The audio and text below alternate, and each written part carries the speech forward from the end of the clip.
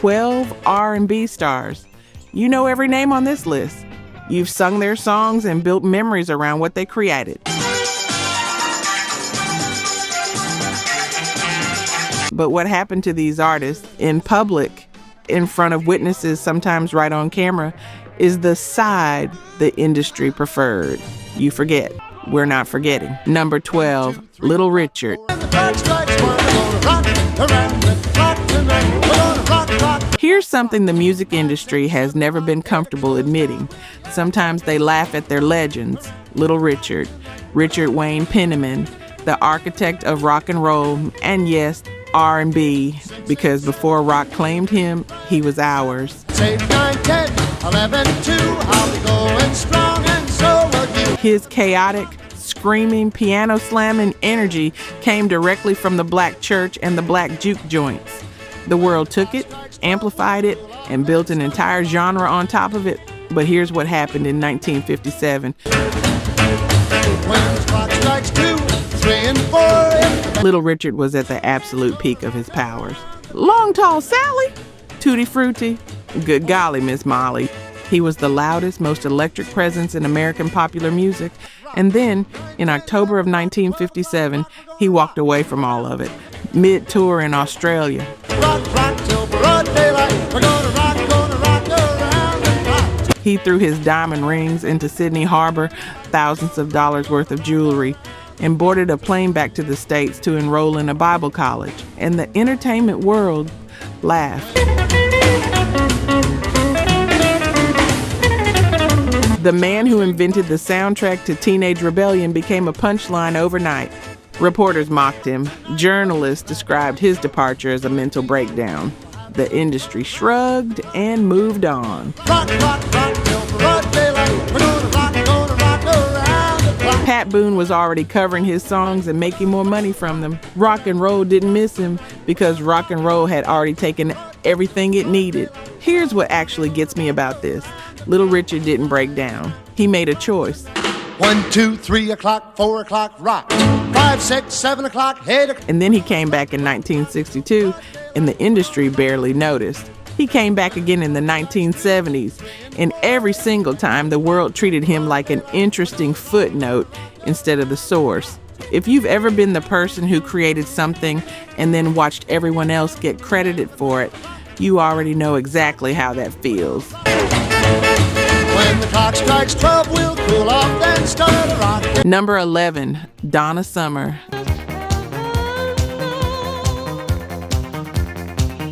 Donna Summer had built something that very few artists ever achieve, a genuine, deep, mutual love with a community that saw her as one of their own.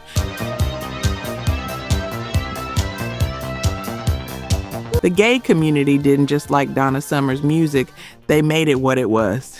In the discos of New York, Chicago, and Los Angeles in the late 1970s, her records weren't just played, they were celebrated, turned into something sacred.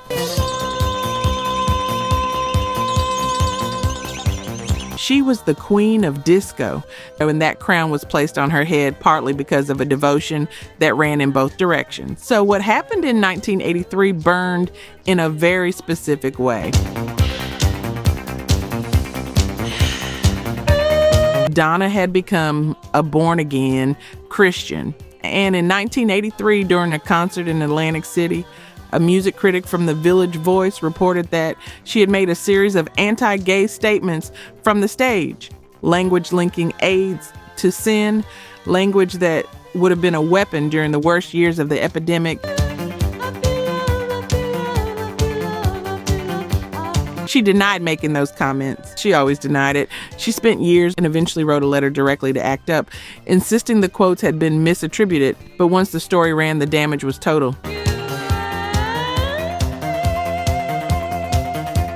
Gay DJs pulled her records from playlists overnight. ACT UP picketed her concerts. The fans who had loved her most, the ones who had built her entire world, walked away. Her career, which had been staging a comeback with She Works Hard for the Money just months before, hit a wall she couldn't see past for years.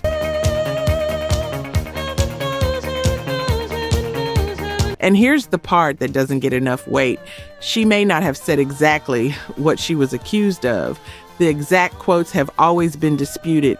But in the court of public opinion in 1983, it didn't matter. The community had heard enough to feel betrayed.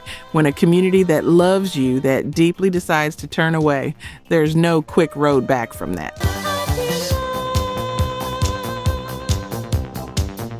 Real talk. Only 9% of you are subscribed. That hurts. We're spending hours digging through archives, fact-checking every detail, bringing these stories back to life. And if you're watching this far, you clearly care. So hit subscribe. It's free and takes 2 seconds.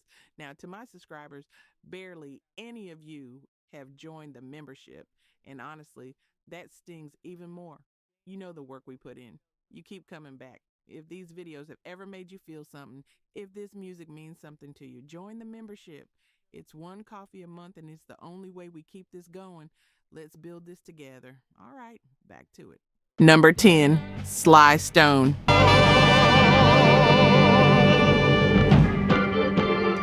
You know what it feels like when someone you believed in completely lets you down? When you showed up, cleared your calendar, got dressed, drove out there, and they just didn't. In 1971 and 1972, Sly Stone did that to audiences across America more than 24 times. Some estimates put the number of no-shows and abandoned performances at over 30. He would be booked for sold-out arenas. The crowd would arrive, the lights would dim, and nothing.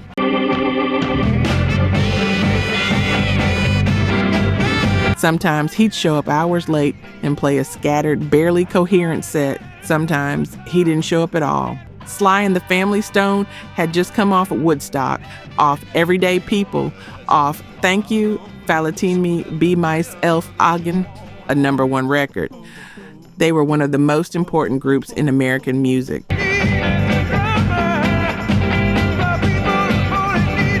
A black and white, male and female band making music that felt like it could actually change something. Integration and sound before the politics caught up. Sly Stone squandered it, publicly, repeatedly. The drug use was becoming impossible to hide. The band was unraveling from the inside, and the fans who had believed in the revolution this music promised, they were left standing in parking lots, waiting for something that was never coming. There's a specific kind of betrayal in that, because Sly wasn't just a performer, he was a symbol. And when the symbol fell apart in public over and over again, it wasn't just embarrassing for him. It embarrassed every single person who had stood up and told their friends, "You have to see this man perform."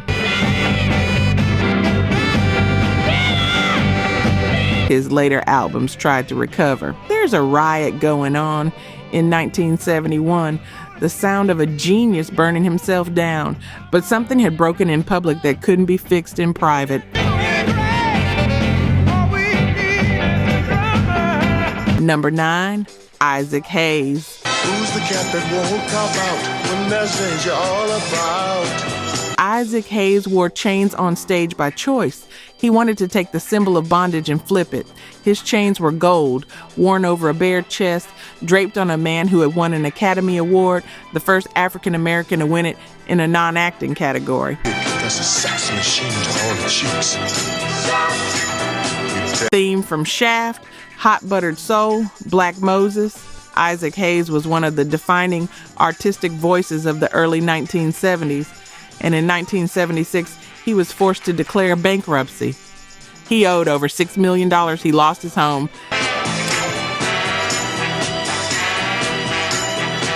He lost most of his personal property. And here's the part that cuts deepest. Bad mother. Shut your mouth. What I'm talking about, Sharon?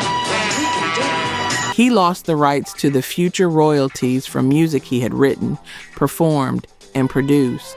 The songs that had made him famous, the catalog that bore his name, his voice, his entire creative vision, gone. Sounds right. This man had co-written Soul Man for Sam and Dave. He had co-written Hold On, I'm Coming. He had stood in front of 100,000 people at Wattstax, the concert they called the Black Woodstock, and brought the crowd to its feet. And none of that protected him from what the music industry does to artists who don't have the right people watching the books. Stax Records collapsed. The bank called in its loans. The machine that had turned his genius into money turned off and left the bill in his name. The man in the chains, the self-proclaimed Black Moses, the first Black artist to win a competitive Oscar. Bankrupt at 33. He's a complicated man, but no one understands him. Writing that record and reading those numbers in the newspaper, that's a public humiliation that goes all the way down to the bone. If you've ever worked harder than almost everyone around you and still ended up holding the consequences of somebody else's decisions, you know something about 1976 for Isaac Hayes. That's a sex machine to all the cheeks. Number 8, David Ruffin. Sing along with me right now. You've heard David Ruffin sing My Girl. You've probably heard it at a cookout or a family gathering, or maybe at someone's wedding. That voice, it's that ragged, perfectly controlled, completely unmistakable tenor, is one of the great voices in the entire history of recorded music. In June 1968, the Temptations fired him. Officially, legally, in writing. It wasn't for the voice. It was for everything else that came with it. The cocaine, the missed rehearsals, missed shows, most dramatically the fact that he skipped a performance in Cleveland because he wanted to attend a concert his girlfriend was performing in.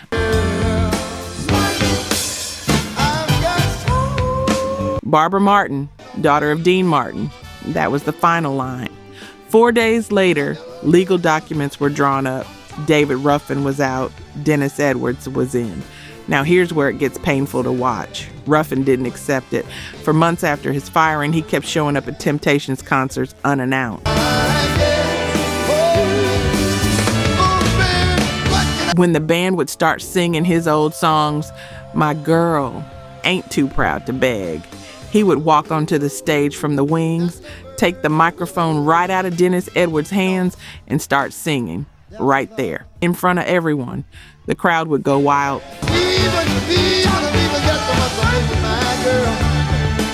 But the other Temptations were mortified. And David, think about what David was actually doing. He was showing up to the house he'd been thrown out of, walking back through the front door and sitting down like nothing had changed. They eventually had to hire extra security specifically to stop him from getting backstage. That was a man who didn't know who he was without that group.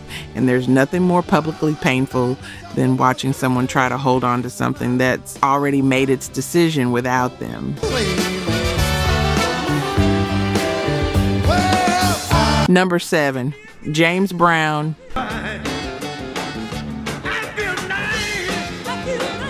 Here's a name that belongs on this list for reasons you might not expect. The Godfather of Soul. 19 consecutive number 1 R&B hits. Performances so demanding that musicians had to be in peak physical condition just to share a stage with him. James Brown built an empire from nothing.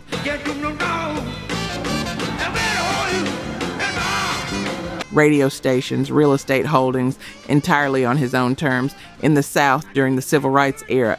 And then the IRS came for it. In the early 1980s, the IRS seized his radio stations. Properties were taken. The financial infrastructure he had spent 20 years building, the proof that a Black artist from Augusta, Georgia, could own his own destiny, was dismantled piece by piece in public. But what stings even more, by the mid-1980s, James Brown was appearing on television in a state that made it undeniable something had gone deeply wrong. The erratic behavior, the rambling interviews, The Godfather being treated as a cautionary tale rather than the founding father of everything. Here's what gets me. James Brown ran his world with absolute precision. Musicians were fined for missing a cue, for showing up late, for being even slightly off. The man demanded control from everyone in his orbit because he built that orbit himself. To watch that same man publicly unravel property by property, interview by interview, is one of the more painful spectacles in American music history. The crown slipping in public is always hardest when you know exactly what it costs to earn it.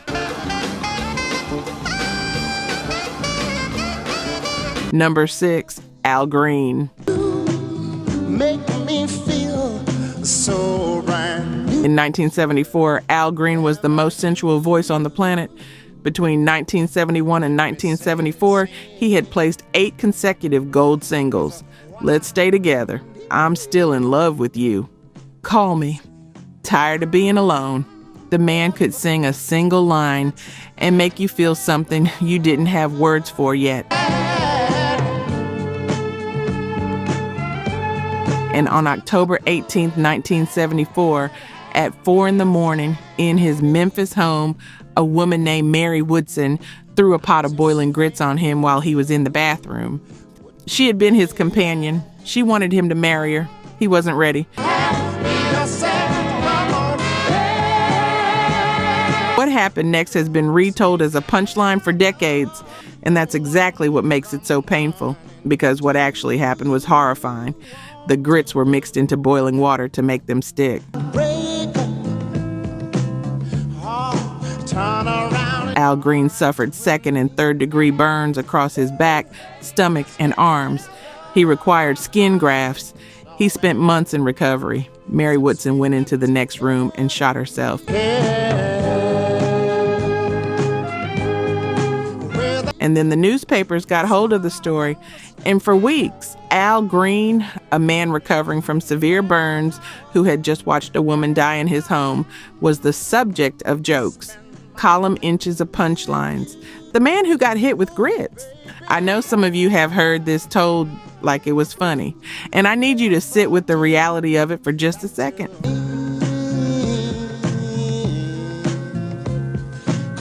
This incident changed everything about who Al Green was. He became a pastor. He left secular music for years. He found a different kind of purpose, and maybe he needed to. But the man was traumatized. He was publicly mocked while he was healing, and the price he paid for that night was paid in private while the world was laughing. Number 5, Florence Ballard. She named the group. Just want to make sure you know that before we go any further. Florence Ballard, Flo, is the one who chose the Supremes. She was the one who brought together the girls from the Brewster Douglass housing projects in Detroit. She was a founding member, a lead vocalist, and a crucial part of the group that would become Motown's flagship act, outselling everyone in the world except the Beatles during their mid-1960s prime. And Berry Gordy replaced her while she was still in the building. Here's what happened on July 1st, 1967, at the Flamingo Hotel in Las Vegas. The Supremes had shows that night. Florence showed up, and Gordy, who had already decided to remove her from the group, had her replacement, Cindy Birdsong, standing backstage while Florence was there, while Florence believed she was still a Supreme. Cindy changed into Florence's costume. Florence didn't perform that night, and after that night, she never performed with the Supremes again.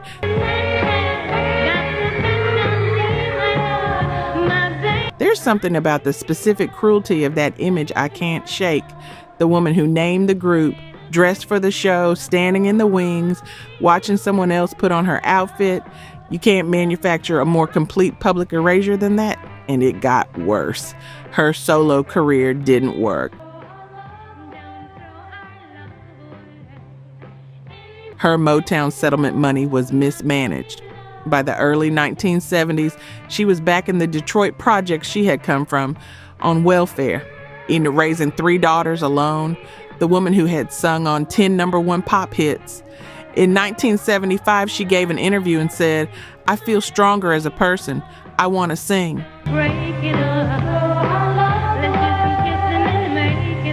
Less than a year later, Florence Ballard was dead.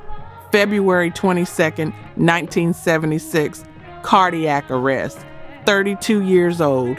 The industry that built her had no comment.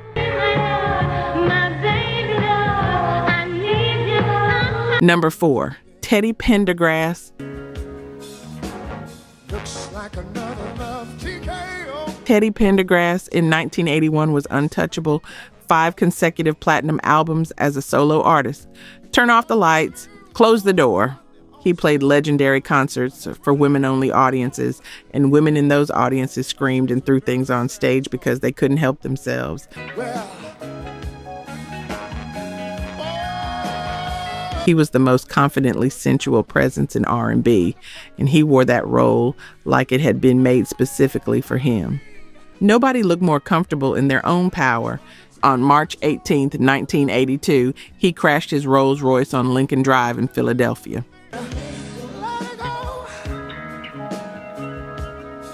The car hit a guardrail, crossed into oncoming traffic, and struck 2 trees. Pendergrass and his passenger were trapped in the wreckage for nearly an hour.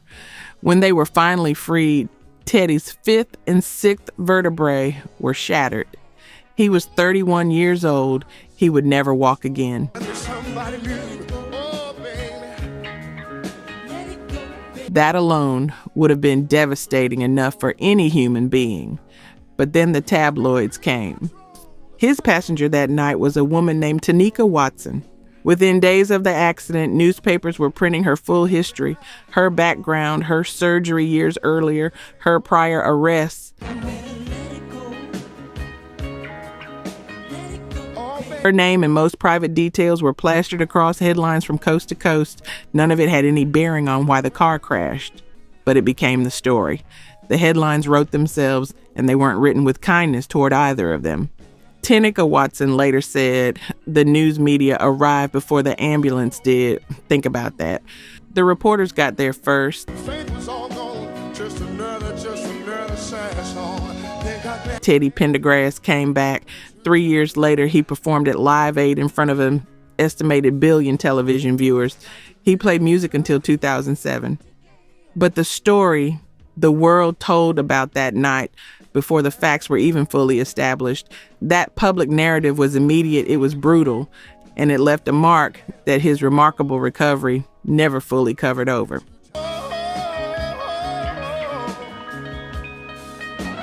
Number 3, Marvin Gaye.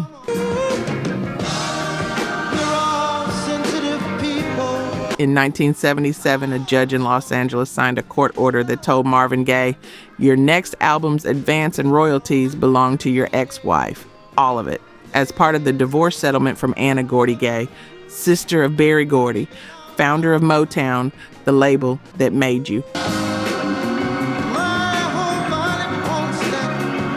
Marvin Gaye, the Prince of Soul. I heard it through the grapevine. Let's get it on. What's going on? That man was ordered by a court to hand his next creative work, his next piece of himself, directly to the woman he was divorcing. His first instinct was to record something intentionally bad. Just knock out a quick, mediocre album. Give it to Anna. Why break your neck over something she's going to cash the checks on anyway? But something happened in the studio.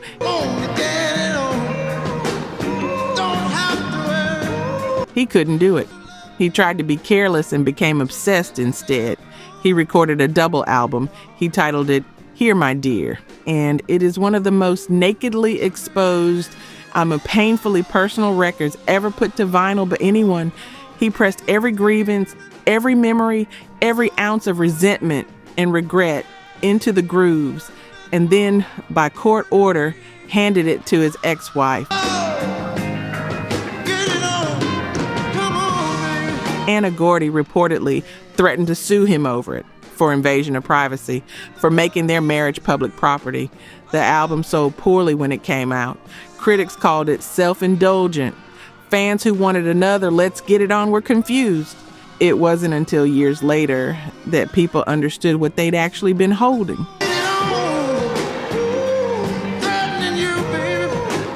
A man confessing the full interior of his life because the law had backed him into a corner and he decided to burn the place down on the way out. Every single cent from that burning went to his ex-wife. Some of you are nodding right now. You know exactly what that kind of exposure feels like. Number 2, Sam Cooke. Ever since it's been a long December 11th, 1964. Sam Cooke was 33 years old. A Change Is Gonna Come, You Send Me, Chain Gang, Wonderful World, Another Saturday Night.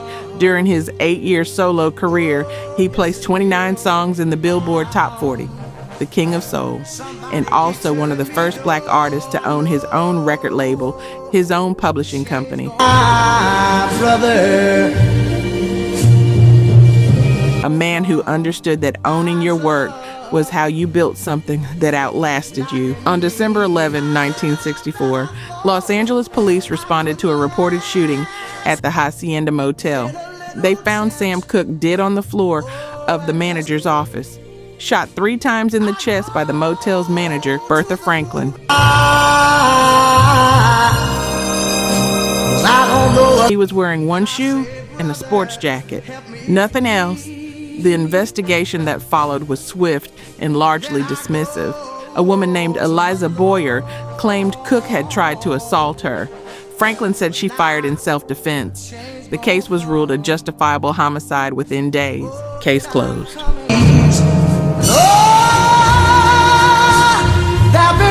Cooke's family and friends never accepted the official version. Etta James, who saw his body at the funeral home, described injuries that bore no resemblance to what the official account described. Later, it emerged that Boyer had been arrested for prostitution shortly after the incident. It's been a long That the motel was known for $3 an hour rooms. That the roughly $5,000 witnesses had seen Cooke carrying that evening was never recovered. But by then, the story was already written. The King of Soul had been found half-clothed at a motel under circumstances the press described in terms designed to humiliate. Oh, yes it will. Whatever actually happened that night, and nobody has fully answered that question in the 60 years since. The newspaper version buried his dignity right alongside him. 2 months later, A Change Is Gonna Come was released as a single. One of the greatest songs in American history. Released into a world that had spent 2 months describing its author as a predator. In a little tent. Oh, and just Number 1, Jackie Wilson. September 29th, 1975, Cherry Hill, New Jersey, the Latin Casino. Jackie Wilson, Mr. Excitement, was performing as part of Dick Clark's Good Old Rock and Roll Review. He had been one of the most dynamic performers in the history of American music. 6 number 1 R&B hits, 14 top 20 pop singles. A voice that could go from a whisper to a scream and stop time on the way. Michael Jackson studied him. James Brown studied him. Elvis Presley described Jackie Wilson's voice with genuine, unguarded awe. He was performing Lonely Teardrops, his own song from 1958 when he collapsed on stage. He was singing the words, "My heart is crying," when his heart actually gave out. The audience applauded. They thought it was part of the show. That was how good Jackie Wilson was. Even falling, the room thought he was performing. Just give me another chance. Dick Clark saw it differently. Clark stopped the music. The brain damage Jackie Wilson suffered when he hit the stage floor was severe and immediate. He briefly regained some small measure of consciousness in early 1976. He took a few wobbly steps and then slipped back. For 8 years, Jackie Wilson communicated only by blinking his eyes.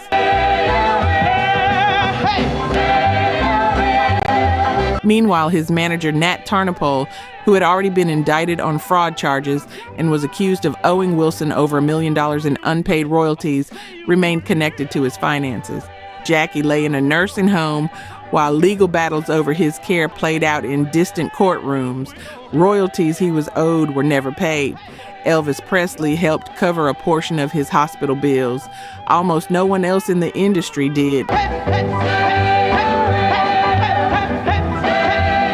Jackie Wilson died on January 21st, 1984. He was 49 years old. He was buried in an unmarked grave, not a modest stone, not a simple marker, an unmarked grave.